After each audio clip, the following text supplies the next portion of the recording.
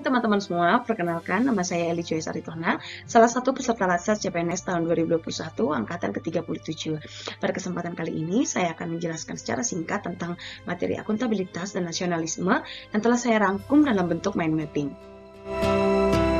Ada 5 nilai dasar seorang PNS, yaitu yang terangkum dalam sebuah singkatan yaitu ANEKA, yang berarti akuntabilitas, nasionalisme, etika publik, komitmen mutu, dan anti korupsi.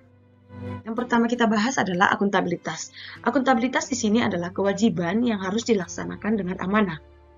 Ada 9 poin yang menjadi nilai dasar seorang PNS yang akuntabel. Yang pertama akan kita jelaskan yaitu kepemimpinan. Di sini diminta pimpinan mempromosikan lingkungan yang akuntabel dan dapat dilakukan dengan memberikan contoh pada orang lain. Yang kedua, adanya komitmen yang tinggi dalam melakukan pekerjaan sehingga memberikan efek positif bagi pihak lain untuk berkomitmen pula. Yang kedua, transparansi. Di sini tujuan transparansi untuk mendorong komunikasi yang lebih besar dan kerjasama antara kelompok internal dan eksternal, memberikan perlindungan terhadap pengaruh yang tidak seharusnya dalam pengambilan keputusan, meningkatkan kepercayaan dan keyakinan kepada pimpinan secara keseluruhan. Poin yang ketiga, integritas. Dengan adanya integritas institusi dapat memberikan kepercayaan dan keyakinan kepada publik atau stakeholders. Yang keempat, tanggung jawab. Ada 2 yang diminta pertanggungjawaban antara individu dan institusi. Individu adanya pengakuan terhadap tindakan yang telah diputuskan dan tindakan yang telah dilakukan. Institusi dituntut agar memberikan kepastian kebijakan dan prosedur yang ditetapkan dan fungsinya untuk melindungi sumber daya organisasi. Poin yang kelima adalah keadilan. Keadilan harus dipelihara dan dipromosikan oleh pimpinan pada lingkungan organisasinya, karena merupakan landasan utama akuntabilitas.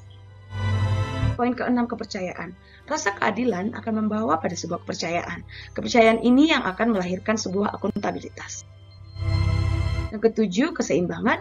Untuk mencapai akuntabilitas dalam lingkungan kerja, maka diperlukan adanya keseimbangan antara akuntabilitas dan kewenangan, serta harapan dan kapasitas. Poin yang ke-8 adalah kejelasan.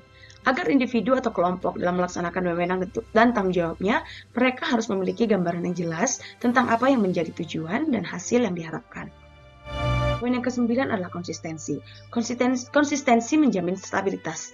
Penerapan yang tidak konsisten dari sebuah kebijakan akan mengakibatkan kerja yang tidak akuntabel dan komitmennya akan menjadi melemah. Materi yang kedua yang akan kita bahas adalah nasionalisme.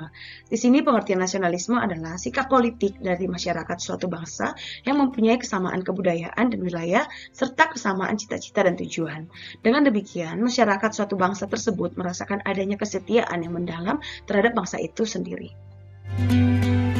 Adapun nilai-nilai dasar nasionalisme yaitu terdapat pada Pancasila, yaitu yang pertama, ketuhanan yang Maha Esa, kemanusiaan yang adil dan beradab, persatuan Indonesia, kerakyatan yang dipimpin oleh hikmat, kebijaksanaan dalam permusyawaratan perwakilan, serta keadilan sosial bagi seluruh rakyat Indonesia. Hal-hal yang diminta pada sila pertama yang dituntut untuk menjadikan jiwa kita menjadi nasionalisme terhadap bangsa. Dalam sila pertama ketuhanan yang Maha Esa dituntut agar kita mempunyai karakter yang jujur dan mempunyai integritas, hormat pada hak orang lain, hormat pada aturan dan hukum masyarakat, punya etika, tidak korupsi, sabar, berjiwa besar dan berprasangka baik. Pada sila yang kedua, kemanusiaan yang adil dan beradab, kita diminta untuk menjadi kita diminta untuk menjadi seorang yang toleran, tidak zalim, sopan santun, dan mempunyai sikap yang saling tolong-menolong. Yang ketiga, persatuan Indonesia.